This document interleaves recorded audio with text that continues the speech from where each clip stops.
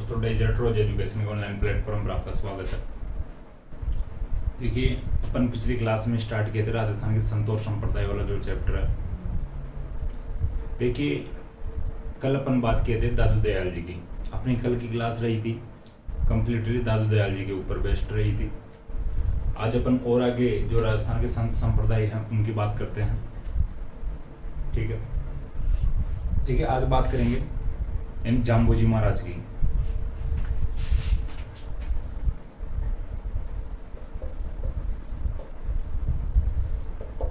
ठीक है, जाम्बोजी महाराज की बात करते हैं आज। देखिए, जो अपन जैसे लोक देवताओं के बारे में भी पढ़ते आ रहे थे, उनके जन्म स्थान माता पिता का नाम भी पढ़ते आ रहे थे, तो ये इनका भी इम्पोर्टेंट है। जन्म स्थान और माता पिता का नाम, जो पारिवारिक स्थिति है, ये मैं थोड़ी बता देता हूँ आपको। ये एग्जाम की दृष्टि से इम्पोर्टेंट होता है, क्योंकि ये भाई एग्जाम में क्वेश्चन इसी प्रकार के पूछे जाते हैं। जाम्बोजी महाराज का जन्म कहाँ हुआ था, माता पिता का नाम भी पूछ लिया जाता है। ठीक है, तो देखिए इनका जो जन्म हुआ था नागौर के पिंपासर गांव में हुआ था। ठीक है,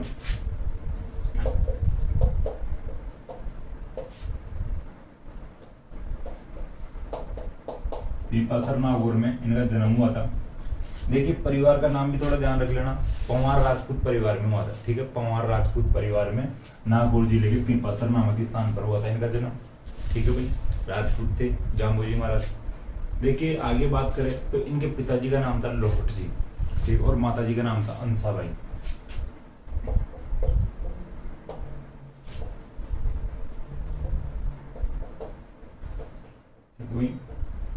लोहट जी इनके पिताजी का नाम था,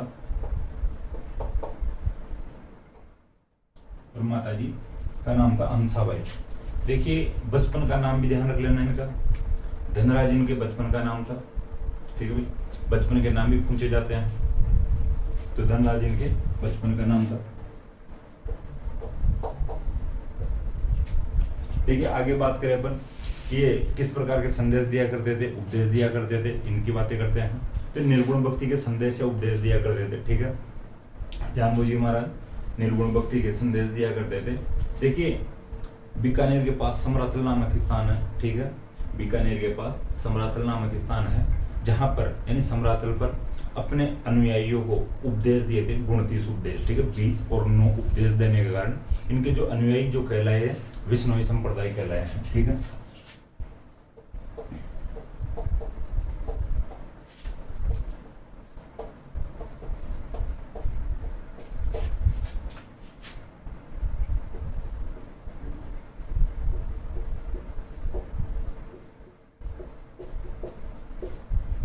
देखिए 20 और 9 जो उपदेश देने के कारण, गुण 30 उपदेश देने के कारण 20 और 9, ठीक है, विष्णोई संप्रदाय कहलाए इनके जो अनुयायी है।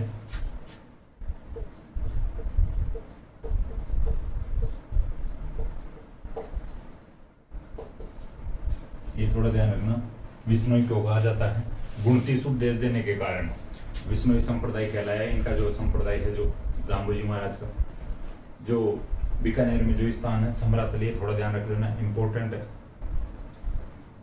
देखिए, फिर बीकानेर का ही एक लालसर गांव है, लालसर गांव में इनकी मृत्यु होती है।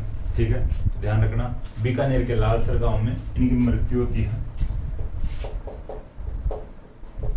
ये लालसर गांव भी बीकानेर में है। देखिए, मृत्यु होती है लालसर गांव में, और पास में ही जो एक मुकाम गांव है, मुकाम नामक स्थान है बीकानेर में ही, वहां पर इनकी जो समाधि स्थल है। ठीक है, देखिए सभी भाई जो बीकानेर में है, पिंपासर नागौर में इनका जन्म हुआ था, और जो अपने अनुयायियों को जो उपदेश दिए थे, गुण 30 उपदेश दिए थे, वो समरातल नामक जो बीकानेर में स्थान है यहाँ पर दिए थे। और इनकी मृत्यु होती है लालसर जो नामक स्थान है बीकानेर में ही है, यहाँ पर भी मृत्यु होती है। और इनकी समाधि, इनको समाधि दी गई थी मुकाम नामक जो स्थान है बीकानेर में ही। ठीक है, तो यहाँ पर समाधि स्थल है। देखिए, जो समाधि वाला स्थल है जो मुख्य केंद्र बनता है आगे चल के। ठीक है, मुख्य केंद्र बीकानेर का जो मुकाम है ये बनता है। देखिए, लालसर भी बीकानेर में है, मुकाम भी बीकानेर में है, और समरातल भी बीकानेर में है। तो तीनों जो मुख्य स्थान है जो बीकानेर में है, उन्हें जन्म वाला ध्यान रखना, नागौर के पिंपासर में जन्म हुआ था। देखिए, अब बात करते हैं मेलों की। जाम्बू जी महाराज के मेले भी लगते हैं, विष्णु संप्रदाय के जो मेले लगते हैं इंपॉर्टेंट है, ये थोड़ा ध्यान रखना। तिथियां हैं, 2 मेले लगते हैं एक साल में, ठीक है, आश्विन अमावस्या और फाल्गुन अमावस्या को।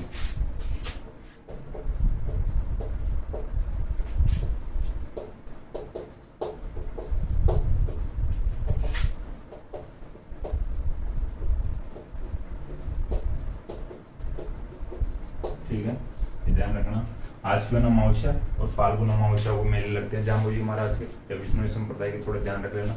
इंपॉर्टेंट मेले हैं, जाम्बू जी महाराज से रिलेटेड मेले हैं, तो ये ध्यान रखना। 2 तिथि आती है साल में इन मेलों की, आश्विन अमावस्या और फाल्गुन अमावस्या। देखिए, भगवान विष्णु का अवतार माना जाता है जाम्बू जी महाराज।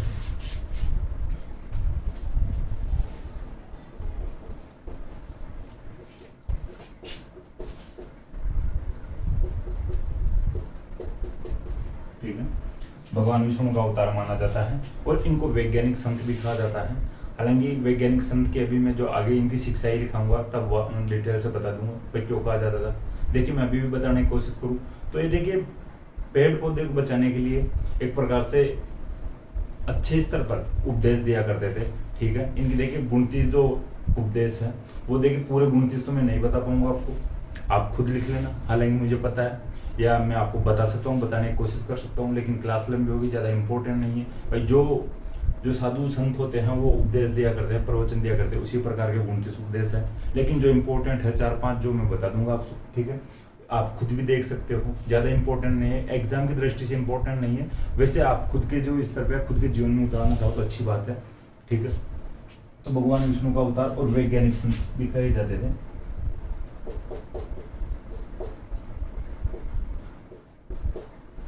ठीक है, देखिए अपन यहाँ तक बात कर लिए हैं जो जाम्बू जी महाराज की।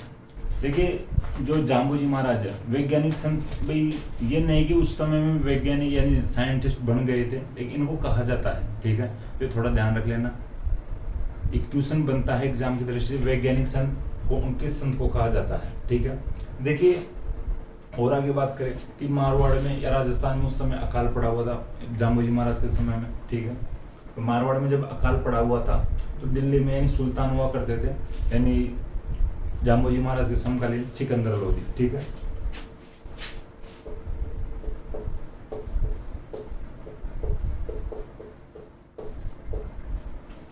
देखिए अकाल पड़ा हुआ था जाम्बू जी महाराज के समय और सिकंदर लोधी के समय, यानी राजस्थान में मारवाड़ में, आप ध्यान रखना।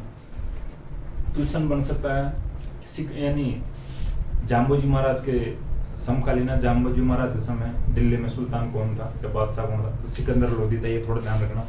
और देखिए, जब यहाँ पर अकाल पड़ा हुआ था वो देखिए व्यक्तिगत स्तर पे देखा जाए, मनुष्य के तौर पे देखा जाए तो इनके सामने जो खाने का अकाल पड़े तो ये कैसे न कैसे व्यवस्था कर सकते हैं, खुद की कमा लेते हैं भाई और कुछ काम करेंगे।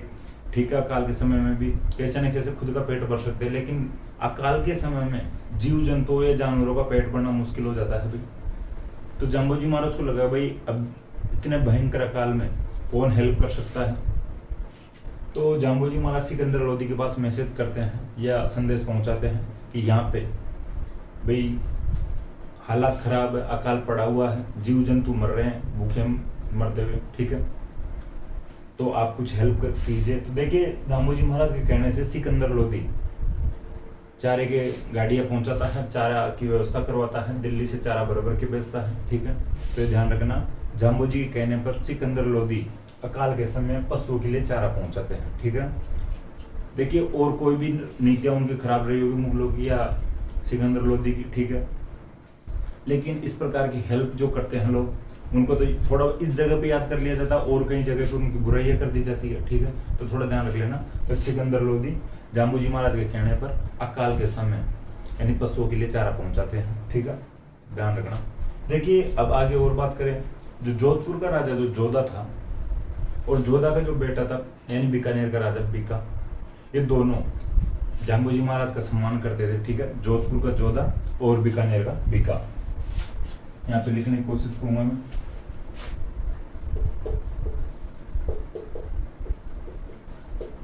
ठीक है, आप लिख लेना साइड में, जोधा के आगे जोधपुर लगा लेना और बीका के आगे बीकानेर लगा लेना। जोधा और बीका दोनों यानी जाम्बू जी महाराज का विशेष सम्मान करते थे। देखिए और आगे बात करें तो जाम्बोजी महाराज जो उपदेश दिया करते थे, जिस स्थल पर या जिस स्थान पर जाम्बोजी महाराज उपदेश दिया करते थे उस स्थल को सांथरिया कहते हैं। ठीक है, सांथरिया।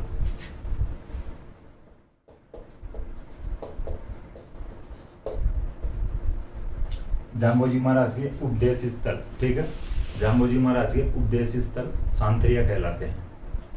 देखिए अब अपन कुछ अन्य मंदिरों को भी मैं नाम बता सकता हूँ। ठीक है, तो ये जन्म स्थान वाला ध्यान रख लेना, और जो इनका समाधि स्थल है और मुख्य केंद्र है ये ध्यान रख लेना। यानी मुकाम बीकानेर में मुख्य केंद्र है, और जन्म स्थान पीपासर नागौर में हुआ था। ठीक है, मुकाम बीकानेर है, ये आपको ध्यान रखना है। एक स्थान और बीकानेर में ही जांगलू, ठीक है, जांगलू भी बीकानेर में या इनका मंदिर है जाम्बोजी महाराज का। ठीक है, और भी अगर बात करें रामड़ावास एक और मंदिर है जोधपुर में, तो ये ध्यान रख लेना। एक तो जांगलू बीकानेर में, मुकाम बीकानेर में और रामड़ावास जोधपुर में। देखिए जांगलू बीकानेर लगा लेना आप ब्रैकेट में, और मैं यहाँ पे लिखता हूँ रामड़ावास। ठीक है, ये रामड़ावास है जो जोधपुर में है। ठीक है, ठीक है, रामड़ावास जोधपुर में यहाँ लिख लेना, बस जगह की थोड़ी कमी है। और ये जांगलू के आगे बीकानेर लगा लेना। एक तो बीकानेर में मुकाम हो गया, एक जांगलू बीकानेर में हो गया, और एक रामड़ावास जोधपुर में हो गया। ठीक है, तो मंदिर है ये। देखिए अब और आगे बात करें तो अब जो शिक्षाओं की बात करते हैं, जाम्बोजी महाराज के विष्णु संप्रदाय की जो शिक्षाएं थी जाम्बोजी महाराज की, तो इनकी बात करते हैं। देखिए जाम्बोजी महाराज कह के गए थे कि हरे पेड़ पौधे नहीं काटे जाने चाहिए। देखिए एक बार इसका रिवीजन करवा देता हूँ आपको, फिर बता देता हूँ, थोड़ा लिख के जो लिखने वाली होगी मैं लिख दूंगा। लेकिन जाम्बोजी महाराज का जो जन्म हुआ था पीपासर नागौर में हुआ था। लोहड़ जी इनके पिताजी का नाम था, हंसाबाई इनकी माता जी का नाम था। ठीक है, धनराज जी इनके बचपन का नाम था। समराथल बीकानेर जो, ठीक है, बीकानेर का जो समराथल नामक स्थान है, यहाँ पर देखिए ये चीजें ध्यान रखना। ये बीकानेर वाली जो समराथल, मुकाम और लालसर, ठीक है, तो इनका थोड़ा ध्यान रख लिया करो। समराथल नामक स्थान बीकानेर पर अपने अनुयायियों को गुणतीस उपदेश दिए थे। विष्णु संप्रदाय कहलाया था इनका जो संप्रदाय, इनके अनुयायी थे जो। ठीक है, इसके बाद में अपन बात किए थे इनके मेलों की। आश्विन अमावस्या और फाल्गुन अमावस्या को इनके मेले लगते हैं। ठीक है, लालसर में इनकी मृत्यु हुई थी, मुकाम बीकानेर में इनका समाधि स्थल है। मुख्य केंद्र भी मुकाम बीकानेर में ही है, और रामड़ावास जोधपुर और जांगलू बीकानेर में भी इनके अन्य मंदिर हैं। ठीक है,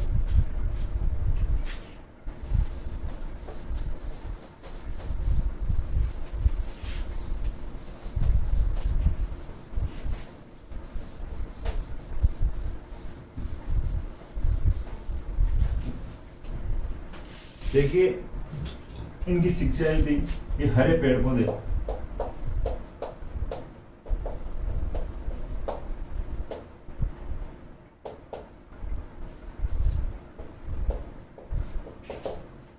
ठीक है, हरे पेड़ पौधे नहीं काटे जाने चाहिए। देखिए ये सभी पेड़ पौधे के लिए कह के गए थे कि हरे कोई भी जो पेड़ है, हरा पेड़ नहीं काटा जाना चाहिए। इनका कथन है, प्रसिद्ध कथन, सिर साटे रुक रहे तो भी सस्तो जान। ये थोड़ा ध्यान रख लेना।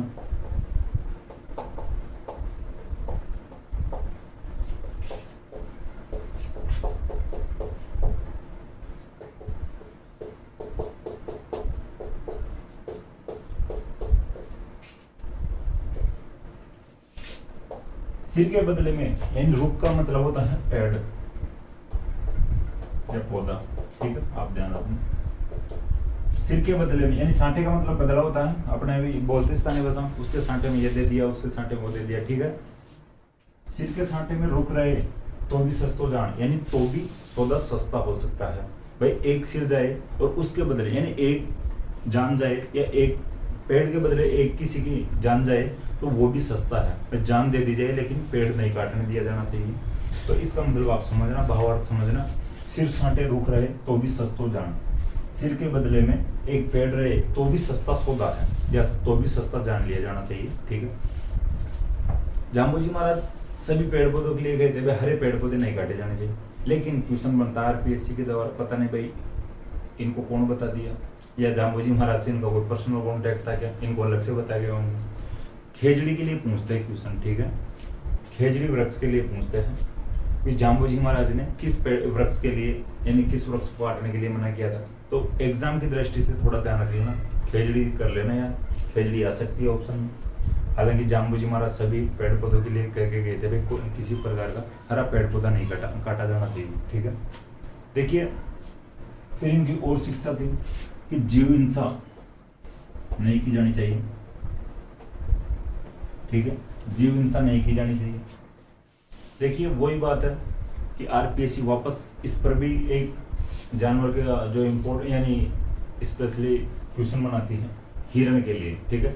जाम्बोजी महाराज ने किस जीव को नहीं मारने की शिक्षा दी थी, किस जीव को बचाने का संदेश दिया था, तो वो हिरण बताते हैं एग्जाम की दृष्टि से, हिरण, ठीक है, ध्यान रखना। लेकिन जाम्बोजी महाराज सभी जीवों के लिए कहे थे जीव हिंसा नहीं की जानी चाहिए, जीवों में सभी जीव आ गए, जानवर आ गए, लेकिन यहाँ पे आरपीएससी द्वारा क्वेश्चन में थोड़ा सा जोर दिया जाता है हिरण के ऊपर। देखिए इसकी थोड़ी और बात बताऊंगा, आपको पता होगा 1998 में जो फिल्म की शूटिंग चल रही हम साथ साथ है, ठीक है, उसमें लीड रोल में थे सलमान खान, सैफ अली खान, सोनाली बेंद्रे, तब्बू और नीलम। शूटिंग चल रही थी जोधपुर में, कंकाणी गांव, जोधपुर का कंकाणी गांव। वहां पर सलमान खान ने काले हिरण का शिकार किया था।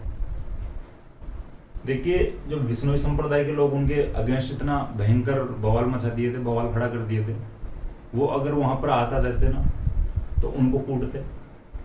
वो तो हम साथ साथ है कि फिल्म की यानी शूटिंग कर रहे थे और साथ साथ ही भागे थे और साथ साथ ही लगभग जेल गए थे। आज तक भी सलमान खान को एक काला हिरण और कंगाणी गांव याद है, आज तक जेल में आता जाता रहता है, कोर्ट में आता जाता रहता है, ठीक है। केस अच्छा बना था इनका, ठीक है। तो थोड़ा ध्यान रखना, 1998 की बात थी, तो हिरण सलमान खान को भी याद होगा ढंग से।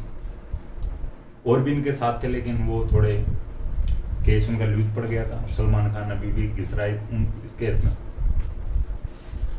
हालांकि अच्छी बात है भाई जो समाज के लोगों ने या संप्रदाय के लोगों ने यानी जीव बचाने का संदेश भी दिया है।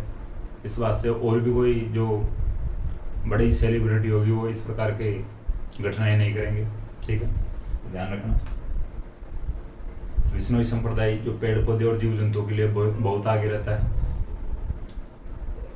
ठीक है भाई। अमृता देवी विष्णु को कोई नहीं भूल सकता। खेजड़ी घटना आप कमेंट बॉक्स में बताना, विक्रमी संवत के अकॉर्डिंग भी आप जो तिथि बताना, ठीक है। तो और देखिए आगे शिक्षाओं की बात करते हैं अब आगे कि नीले कपड़े नहीं पहनना चाहिए। इनकी शिक्षाओं में एक शिक्षा थी नीले कपड़े नहीं पहनना चाहिए।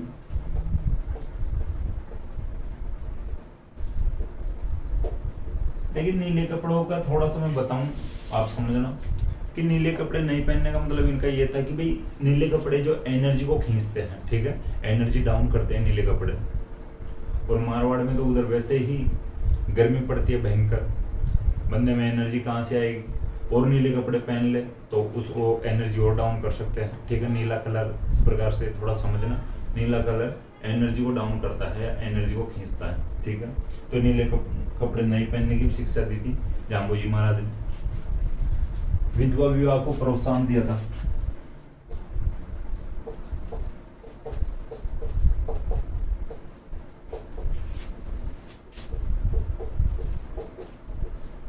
ठीक है, विधवा विवाह को भी प्रोत्साहन दिया था, इसमें कोई समझने की बात नहीं, आप सब समझते हो विधवा विवाह। देखिए ये कुछ शिक्षाएं थी इनकी। हालांकि गुणतीस जो उपदेश है आप देख सकते हो, इंटरनेट पे देख सकते हो, मिल जाएंगे आपको। और जो इनके उपदेशों में अगर जो शिक्षाएं थी भाई जीव जंतुओं की हत्या नहीं करनी चाहिए, तो मैं आपको बता दिया भाई जीव हिंसा नहीं करनी चाहिए, मांस मदिरा का सेवन नहीं करना चाहिए, ठीक है, जिनको आवश्यकता हो उनकी हेल्प करनी चाहिए। तो इस प्रकार की जो शिक्षाएं थी भाई मांस मदिरा का सेवन नहीं करना चाहिए, ठीक है, आप लिख सकते हो ये भी। लेकिन ये भाई सभी बताते यानी हर कोई लोग ही बताते हुए यार ये तो गलत है, मांस मदिरा का सेवन, दारू शराब वगैरह नहीं पीनी चाहिए, ठीक है। और जीव हिंसा नहीं करेगी तो फिर मांस का सेवन भी नहीं करेंगे, थोड़ा ध्यान रखना। तो ये शिक्षाएं थी इनकी। देखिए जाम्बोजी की जो मुख्य ग्रंथों की भी अगर बात करें, ठीक है, तो आप लिख लेना, मैं बताता हूँ आपको। जंब सागर इनका एक मुख्य ग्रंथ था,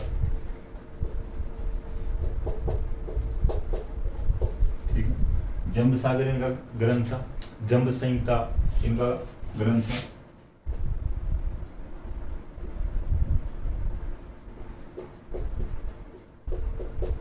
ठीक है, जंब सागर, जंब संहिता और विष्णु धर्म प्रकाश। ठीक है, जंब सागर, जंब संहिता, विष्णु धर्म प्रकाश।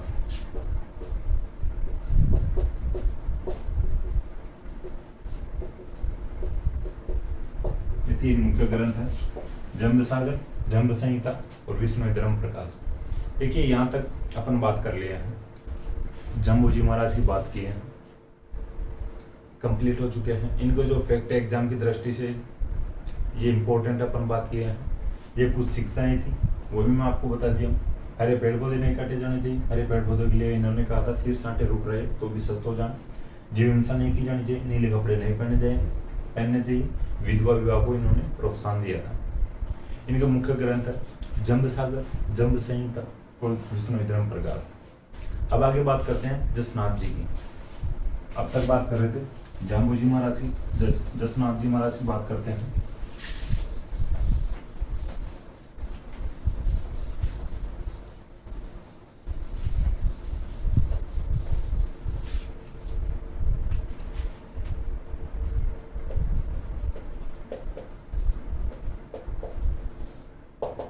देखिए इनके जन्म की बात करें तो बीकानेर में एक कतरियासर नामक स्थान है।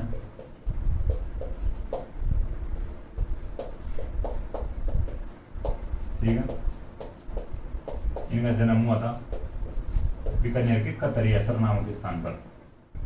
ठीक है, जसनाथ जी का जो जन्म हुआ था बीकानेर के कतरियासर नामक स्थान पर हुआ था, जाट ज्ञानी परिवार में। ठीक है,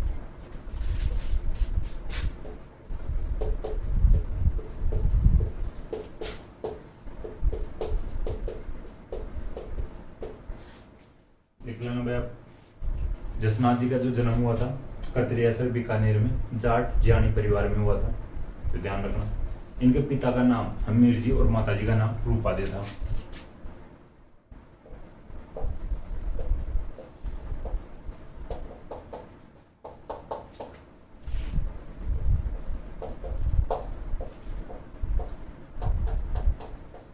ठीक है, इनकी पत्नी का नाम कालदे या कालदे था।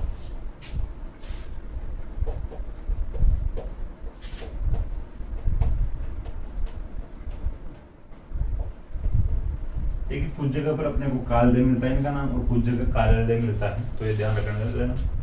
हालांकि मैं आगे बताने की कोशिश करूंगा या अभी भी आप देख सकते हो कि जसनाथ जी के साथ इनकी पत्नी की भी पूजा की जाती है। ठीक है, ये सेंटेंस अभी लिख सकते हो या आगे लिखाऊंगा मैं, या अभी भी लिख सकते हो। जसनाथ जी के साथ इनकी पत्नी कालदे की भी पूजा की जाती है। देखिए ये मुख्य केंद्र बनाते हैं कतरियासर वो। ठीक है, मुख्य केंद्र कतरियासर रहता है इनका।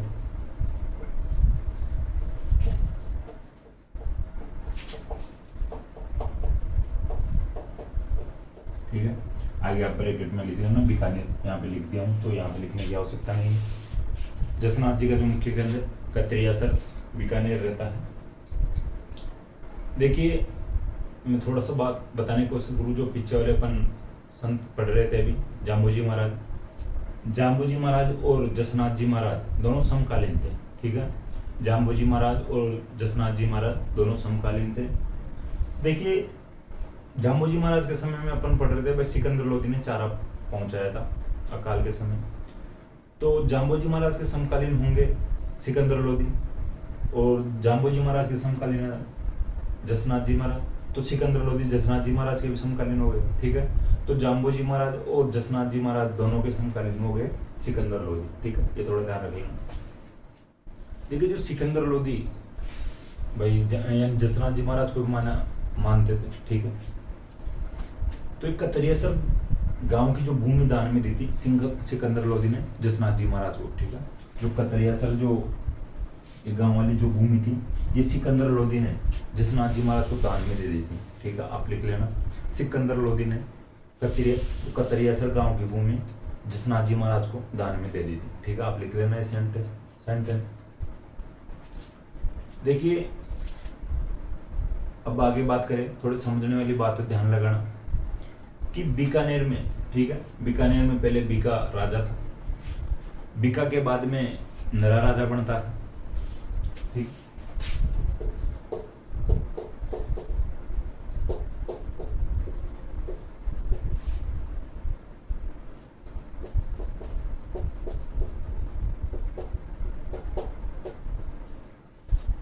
देखिए बीकानेर में राजा बीका था, स्थापना बीका करता है। नरा बीका के बाद में राजा बनता है, लेकिन नरा के बाद में जो बीकानेर का राजा बनने के लिए संघर्ष चला था या विवाद चला था कुछ दिन के लिए, लूणकरण और गढ़सी में। देखिए जो गढ़सी था ये बीका का पुत्र था, ठीक है, बीका का पुत्र था।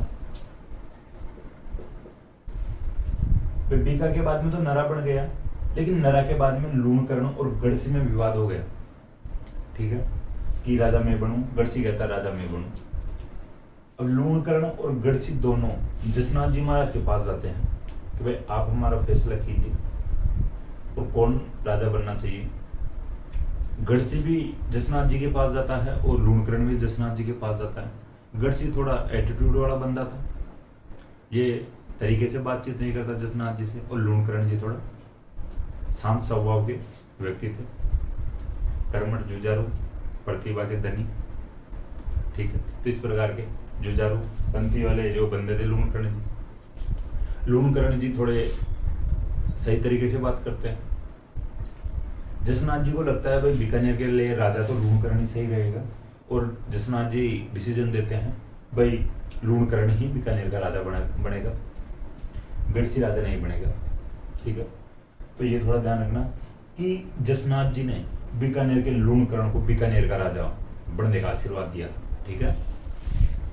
जसनाथ जी महाराज ने लूणकरण को बीकानेर का राजा बनने का आशीर्वाद दिया था और गढ़सी को नहीं दिया था, लूणकरण को आशीर्वाद दिया था, ठीक है भाई, ध्यान रखना। तो ये लिख लेना आप सेंटेंस के रूप में कि जसनाथ जी महाराज ने लूणकरण को बीकानेर का राजा बनने का आशीर्वाद दिया था। विवाद दोनों में मतलब लूणकरण और गढ़सी में, गढ़सी बीका का पुत्र था, ठीक। देखिए जाम्बोजी महाराज ने अपने अनुयायियों को गुणतीस उपदेश दिए थे, तो ये थोड़े आगे बढ़ते हैं, ये थोड़ा ज्यादा उपदेश देते हैं। भाई गुणतीस तो जाम्बोजी महाराज ने दिए हैं, तो अपन 36 देते हैं, ठीक है। तो ये अपने अनुयायियों को 36 उपदेश दिए थे। देखिए जो जसनाथ जी महाराज के अनुयायी है, ये गले में काली ऊन का धागा बांधते हैं, ठीक है।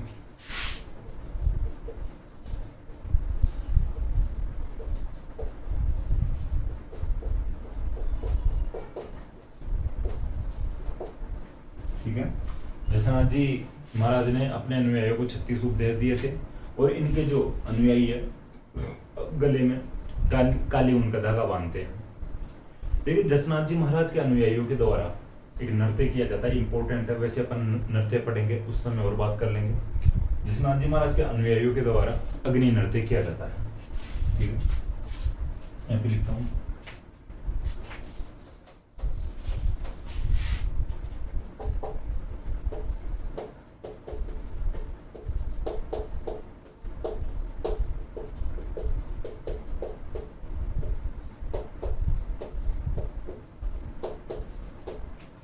देखिए इंपॉर्टेंट है भाई, किस संप्रदाय के लोगों के द्वारा या किस संप्रदाय के अनुयायियों के द्वारा अग्नि नृत्य किया जाता है, तो जसनाथी संप्रदाय के लोग या अनुयायी अग्नि नृत्य करते हैं। वैसे अपन विस्तार से आगे पढ़ेंगे किस प्रकार से आग के जलते हुए अंगारों से चलते हैं वो, ठीक है, अंगारों पर चलते हैं, अलग ही प्रकार का नृत्य है, लेकिन श्रद्धाभाव होता है तो करते हैं।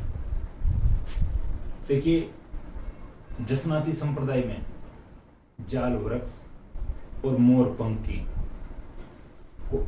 को पवित्र माना गया है, ठीक है, जाल वृक्ष और मोर पंख को पवित्र माना गया है। देखिए जसनाथ जी का पवित्र वृक्ष था जाल वृक्ष। अपन बात कहते हैं अभी कि लूणकरण को राजा बनने का आशीर्वाद जसनाथ जी ने दिया था। तो लूणकरण से आगे जब जो भी राजा सिक्के बनवाए हैं, बीकानेर के जो सिक्कों पर जाल वृक्ष का चित्र मिलता है, ठीक है, ये ध्यान रखना, किस रियासत के सिक्कों पर जाल वृक्ष का चित्र मिलता है, तो बीकानेर के सिक्कों पर जाल वृक्ष का चित्र मिलता है। जसनाथ जी का जो पवित्र यानी वृक्ष होगा, जाल वृक्ष, जसनाथ जी ने लूणकरण को राजा बनने का आशीर्वाद दिया। तो लूणकरण जी और लूणकरण जी से आगे वाले जो भी राजा होंगे या शासक होंगे वो तो एहसानमंद होंगे ना, यानी जसनाथ जी के गुण तो गाएंगे। तो उन्होंने बीकानेर के सिक्कों पर जाल वृक्ष का चित्र बनवाया है, तो ध्यान रखना थोड़ा। और मोर पंख भी पवित्र माना गया है जसनाती संप्रदाय में। तो ये देखिए, इस प्रकार से सेंटेंस लिखना, आप वाक्य लिखना। जसनाती संप्रदाय में जाल वृक्ष और मोर पंख को पवित्र माना गया है। और एक अदर फैक्ट भी ध्यान रख लेना कि बीकानेर के सिक्कों पर जाल वृक्ष का चित्र मिलता है। देखिए, अब लिख सकते हो या पहले आपने लिख लिया होगा कि जसनाथ जी के साथ में इनकी पत्नी कालदे की भी पूजा की जाती है। ठीक है, देखिए इनके मुख्य ग्रंथ कोड़ा और सिंबुदड़ा है। ठीक है, कोड़ा और सिंबुदड़ा इनके मुख्य ग्रंथ है, आप लिख सकते हो। ठीक है, देखिए भाई जो ग्रंथ है ये इंपॉर्टेंट होते हैं, इनको लिख लिया करो आप, क्योंकि एग्जाम की दृष्टि से ये इंपॉर्टेंट होते हैं। एग्जाम में इसी प्रकार के क्वेश्चन आते हैं, भाई कौन से संप्रदाय के कौन से मुख्य ग्रंथ हैं, कौन से संप्रदाय की कौन सी पुस्तक इंपॉर्टेंट है, मुख्य पुस्तक है, इनके जन्म स्थान होते हैं, इनका समाधि स्थल होता है या मुख्य केंद्र होता है। ठीक है, जो इनके मेले होते हैं, मेले पूछ लिए जाते हैं, तो आप थोड़ा ध्यान दे लेना। जिससे रीट एग्जाम लगेगा अभी 25 तारीख से है। देखिए, कला और संस्कृति को थोड़ा सा सही तरीके से देख के जाना। कला और संस्कृति में से ही क्वेश्चन ज्यादा पूछे जाएंगे और घुमाए भी ढंग से जाएंगे। आजकल एग्जाम में भाई वो तुक्के वाले क्वेश्चन नहीं आते हैं कि कोई भी तुक्का मार दिया हो और सही नहीं हो जाएगा, ऐसा कुछ ही नहीं होता भाई। कोई सी भी एग्जाम हो, एग्जाम का कोई लेवल छोटा बड़ा नहीं होता है। एग्जाम आजकल छोटे लेवल की जो वैकेंसीज होती हैं इनमें भी क्वेश्चन घुमा फिरा के पूछा जाता है, तो आप ध्यान रखना। रीट वाले स्टूडेंट उनके तो ध्यान रखना, हाल ही में उनका एग्जाम है, तो आर्ट एंड कल्चर को थोड़ा सा सही तरीके से देख के जाना। ठीक है, और वैसे आपकी इच्छा अनुसार देख लेना भाई, जो आपके जैसे वैसे कर लेना। लेकिन मेरा कहना तो ये होगा कि भाई आर्ट एंड कल्चर को थोड़ा सा सही तरीके से देख के जाओगे तो फायदा रहेगा। देखिए, जो राजवंश वगैरह है ये सब लोग रट लेते हैं, और आजकल राजवंश से क्वेश्चन बहुत कम आ रहे हैं। जो फैक्चुअल जो क्वेश्चन है वही पूछे जाते हैं, और लगभग सब रट लेते हैं। ठीक है, तो थोड़ा ध्यान रखना। देखिए, एक और फैक्ट बताऊं मैं, जो जसनाती जो संप्रदाय के संतों का जो समाधि स्थल होता है, ठीक है, जसनाती संप्रदाय का जो संतों का समाधि स्थल होता है उसको बाड़ी कहा जाता है। ठीक है,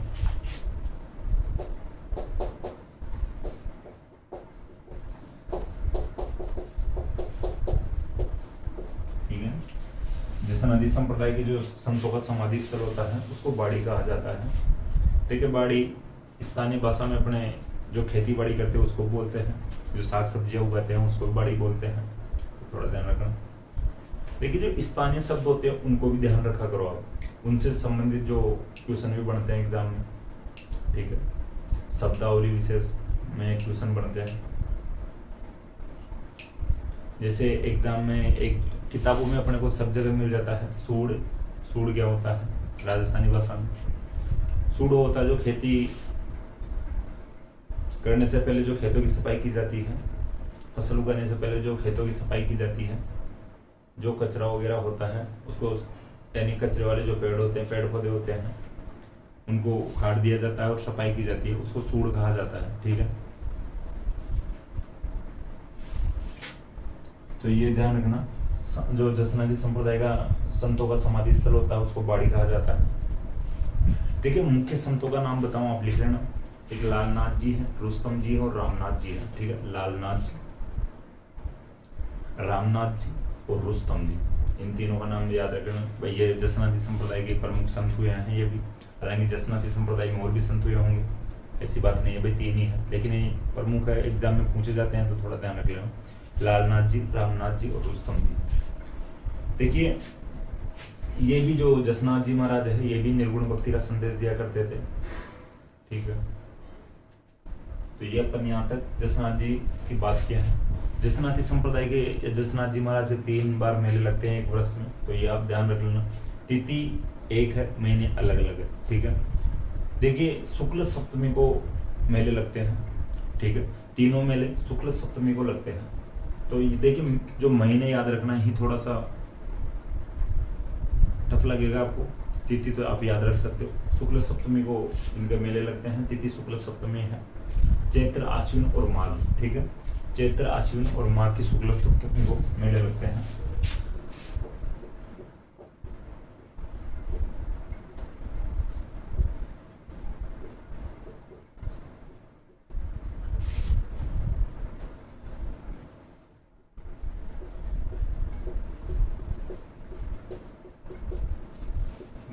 इसका मतलब समझना भाई, तीनों महीने की शुक्ल सप्तमी को, ठीक है, शुक्ल पक्ष की सप्तमी को मेले लगते हैं जसनाथ जी महाराज के।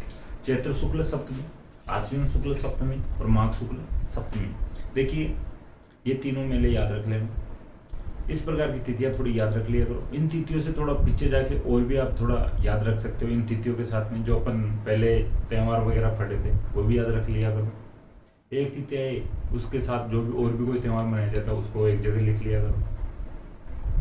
तो ये अपन आज जसनाथ जी महाराज की बात कर लिए, यानी आज की जो क्लास में जाम्बोजी महाराज और जसनाथ जी महाराज की बात हुई। पिछली वाली या पहली वाली जो क्लास थी उसमें दादू संप्रदाय की या दादू दयाल जी की बात किए थे। और भी आगे जो राजस्थान के प्रमुख संत और संप्रदाय हैं उनकी बात कर लेंगे, ठीक है।